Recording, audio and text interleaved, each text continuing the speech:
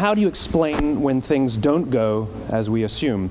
Or better, how do you explain when others are able to achieve things that seem to defy all of the assumptions?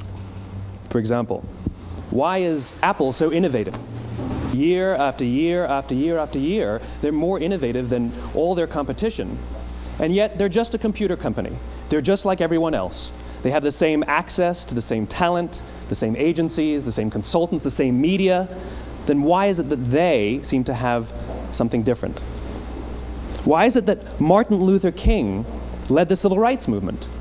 He wasn't the only man who suffered in a pre-civil rights America, and he certainly wasn't the only great orator of the day. Why him? And why is it that the Wright brothers were able to figure out controlled powered manned flight when there were certainly other teams who were better qualified, better funded, and they didn't achieve powered manned flight, and the Wright brothers beat them to it? There's something else at play here.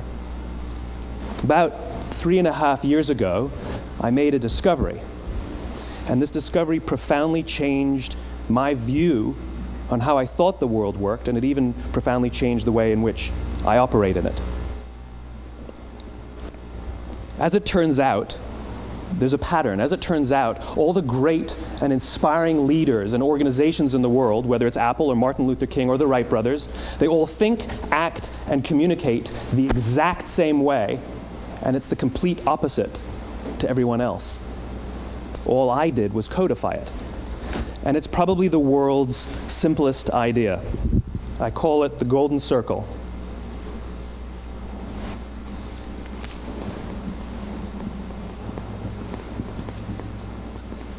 Why, how, what? This little idea explains why some organizations and some leaders are able to inspire where others aren't. Let me define the terms really quickly. Every single person, every single organization on the planet knows what they do, 100%. Some know how they do it, whether you call it your differentiating value proposition or your proprietary process or your USP. But very, very few people or organizations know why they do what they do. And by why, I don't mean to make a profit. That's a result. It's always a result. By why, I mean what's your purpose? What's your cause? What's your belief? Why does your organization exist? Why do you get out of bed in the morning? And why should anyone care? Well, as a result, the way we think, the way we act, the way we communicate is from the outside in. It's obvious. We go from the clearest thing to the fuzziest thing. But the inspired leaders and the inspired organizations, regardless of their size, regardless of their industry, all think, act, and communicate from the inside out. Let me give you an example. I use Apple because they're easy to understand and everybody gets it. If Apple were like everyone else, a marketing message from them might sound like this. We make great computers. They're beautifully designed, simple to use, and user-friendly. Want to buy one? Meh. And that's how most of us communicate. That's how most marketing is done, that's how most sales is done, and that's how most of us communicate interpersonally. We say what we do, we say how we're different or how we're better, and we expect some sort of behavior, a purchase, a vote, something like that. Here's our new law firm. We have the best lawyers with the biggest clients. We have, we always perform for our clients, do business with us. Here's our new car. It gets great gas mileage. It has, leather seats. Buy our car. But it's uninspiring. Here's how Apple actually communicates. Everything we do, we believe in challenging the status quo. We believe in thinking differently. The way we challenge the status quo is by making our products beautifully designed, simple to use, and user-friendly. We just happen to make great computers. Want to buy one? Totally different, right? You're ready to buy a computer from me. All I did was reverse the order of the information. What it proves to us is that people don't buy what you do, people buy why you do it. People don't buy what you do, they buy why you do it. This explains why every single person in this room is perfectly comfortable buying a computer from Apple.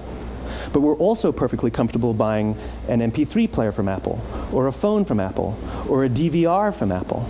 But as I said before, Apple's just a computer company. There's nothing that distinguishes them structurally from any of their competitors. Their competitors are all equally qualified to make all of these products. In fact, they tried. A few years ago, Gateway came out with flat-screen TVs. They're eminently qualified to make flat-screen TVs. They've been making flat-screen monitors for years. Nobody bought one.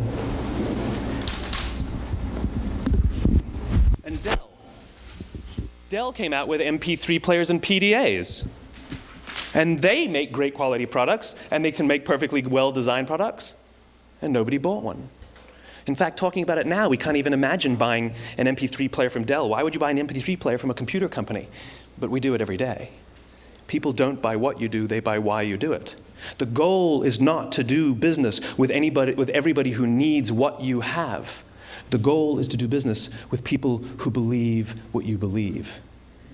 Here's the best part. None of what I'm telling you is my opinion. It's all grounded in the tenets of biology, not psychology, biology.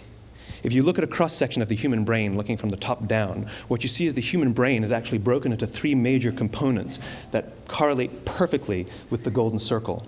Our newest brain, our Homo sapien brain, our neocortex, corresponds with the what level.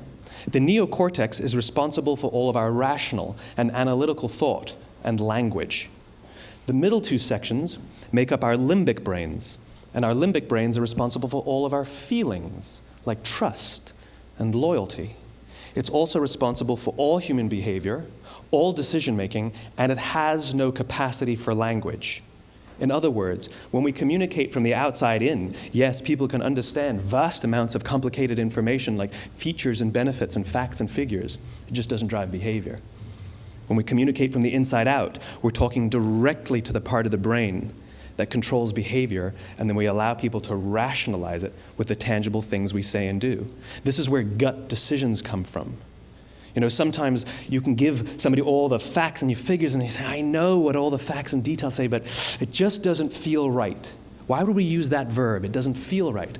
Because the part of the brain that controls decision-making doesn't control language. And the best we can muster up is, I don't know, it just doesn't feel right. Or sometimes you say you're leading with your heart or you're leading with your soul. Well, I hate to break it to you, those aren't other body parts controlling your behavior. It's all happening here in your limbic brain, the part of the brain that controls decision-making and not language. But if you don't know why you do what you do, and people respond to why you do what you do, then how will you ever get people to vote for you or buy something from you, or more importantly, be loyal and want to be a part of what it is that you do? Again, the goal is not just to sell people who need what you have. The goal is to sell to people who believe what you believe. The goal is not just to hire people who need a job. It's to hire people who believe what you believe. I always say that, you know, there's, if you hire people just because they can do a job, they'll work for your money. But if you hire people who believe what you believe, they work for you with blood and sweat and tears. And nowhere else is there a better example of this than with the Wright brothers. Most people don't know about Samuel Pierpont Langley. And back in the early 20th century, the pursuit of powered man flight was like the dot-com of the day. Everybody was trying it. And Samuel Pierpont Langley had what we assume to be the recipe for success. I mean, even now, you ask people, why did your product or why did your company fail? And people always give you the same permutation of the same three things. Undercapitalized, the wrong people, bad market conditions. It's always the same three things. So let's explore that. Samuel Pierpont Langley was given $50,000 by the War Department to figure out this flying machine. Money was no problem. He held a seat at Harvard and worked at the Smithsonian and was extremely well connected. He knew all the big minds of the day. He hired the best minds money could find, and the market conditions were fantastic. The New York Times followed him around everywhere, and everyone was rooting for Langley. And how come we've never heard of Samuel Pierpont Langley? A few hundred miles away in Dayton, Ohio, Orville and Wilbur Wright. They had none of what we consider to be the recipe for success. They had no money. They paid for their dream with the proceeds from their bicycle shop. Not a single person on the Wright brothers' team had a college education, not even Orville or Wilbur. And the New York Times followed them around nowhere. The difference was Orville and Wilbur were driven by a cause, by a purpose, by a belief. They believed that if they could figure out this flying machine, it'll change the course of the world. Samuel Pierpont Langley was different. He wanted to be rich, and he wanted to be famous. He was in pursuit of the result. He was in pursuit of the riches. And lo and behold, look what happened. The people who believed in the Wright brothers' dream worked with them with blood and sweat and tears. The others just worked for the paycheck. And they tell stories of how every time the Wright brothers went out, they would have to take 5 sets of parts because that's how many times they would crash before they came in for supper. And eventually, on December 17th, 1903, the Wright brothers took flight. And no one was there to even experience it. We found out about it a few days later. And further proof that Langley was motivated by the wrong thing, the day the Wright brothers took flight, he quit. He could have said, "That's an amazing discovery, guys, and I will improve upon your technology." But he didn't. He wasn't first. He didn't get rich. He didn't get famous. So he quit. People don't buy what you do, they buy why you do it. And if you talk about what you believe, you will attract those who believe what you believe. Well, why is it important to attract those who believe what you believe?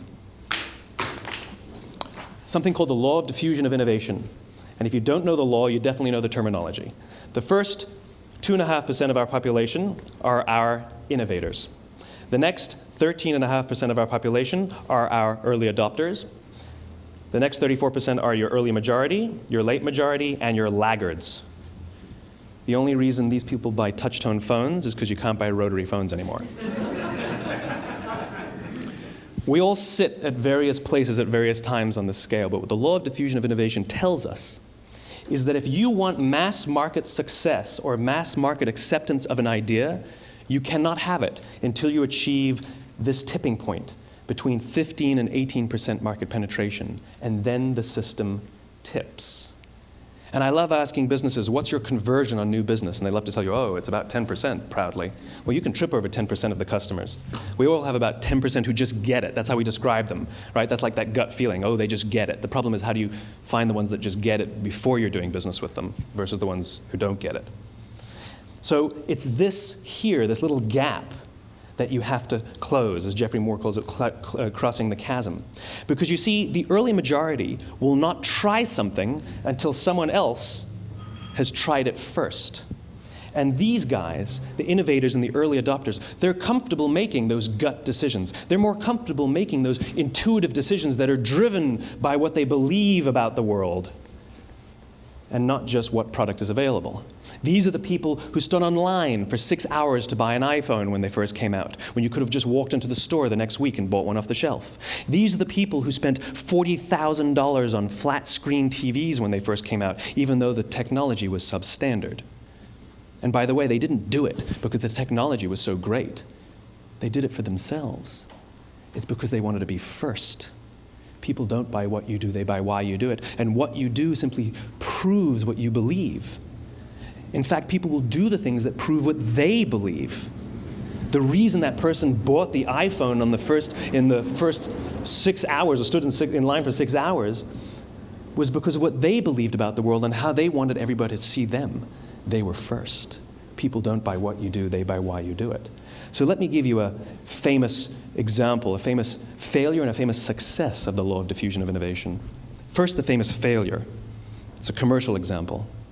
As we said before a second ago, the recipe for success is money and the right people and the right marketing conditions, right? You should have success then. Look at TiVo. From the time TiVo came out about 8 or 9 years ago to this current day, they are the single highest quality product on the market. Hands down, there is no dispute. They were extremely well funded. Market conditions were fantastic. I mean, we use TiVo as a verb. I TiVo stuff on my piece of junk Time Warner DVR all the time. But TiVo is a commercial failure. They've never made money. And when they went IPO, their stock was at about $30 or $40 and then plummeted, and it's never traded above 10. In fact, I don't think it's even traded above 6, except for a couple of little spikes. Because you see, when TiVo launched their product, they told us all what they had. They said, we have a product that pauses live TV, skips commercials, rewinds live TV, and memorizes your viewing habits without you even asking. And the cynical majority said, we don't believe you, we don't need it, we don't like it, you're scaring us. What if they had said, if you're the kind of person who likes to have total control over every aspect of your life, boy, do we have a product for you. It pauses live TV, skips commercials, memorizes your viewing habits, etc., etc. People don't buy what you do, they buy why you do it, and what you do simply serves as the proof of what you believe. Now let me give you a successful example of the law of diffusion of innovation. In the summer of 1963, 250,000 people showed up on the Mall in Washington to hear Dr. King speak. They sent out no invitations, and there was no website to check the date. How do you do that? Well, Dr. King wasn't the only man in America who was a great orator. He wasn't the only man in America who suffered in a pre-civil rights America. In fact, some of his ideas were bad, but he had a gift. He didn't go around telling people what needed to change in America. He went around and told people what he believed. I believe, I believe, I believe, he told people. And people who believed what he believed took his cause and they made it their own, and they told people. And some of those people created structures to get the word out to even more people. And lo and behold, 250,000 people showed up on the right day, on the right time to hear him speak. How many of them showed up for him? 0. They showed up for themselves. It's what they believed about America that got them to travel on a bus for 8 hours to stand in the sun in Washington in the middle of August. It's what they believed, and it wasn't about black versus white. 25% of the audience was white. Dr. King believed that there are 2 types of laws in this world, those that are made by a higher authority and those that are made by man. And not until all the laws that are made by man are consistent with the laws that are made by the higher authority will we live in a just world. It just so happens that the civil rights movement was the perfect thing to help him bring his cause to life. We followed him not for him, but for ourselves. And by the way, he gave the I have a dream speech, not the I have a plan speech. Listen to politicians now with their comprehensive 12-point plans. They're not inspiring anybody. Because there are leaders and there are those who lead. Leaders hold a position of power or authority, but those who lead inspire us. Whether they're individuals or organizations, we follow those who lead not because we have to, but because we want to. We follow those who lead not for them, but for ourselves. And it's those who start with why that have the ability to inspire those around them or find others who inspire them. Thank you very much.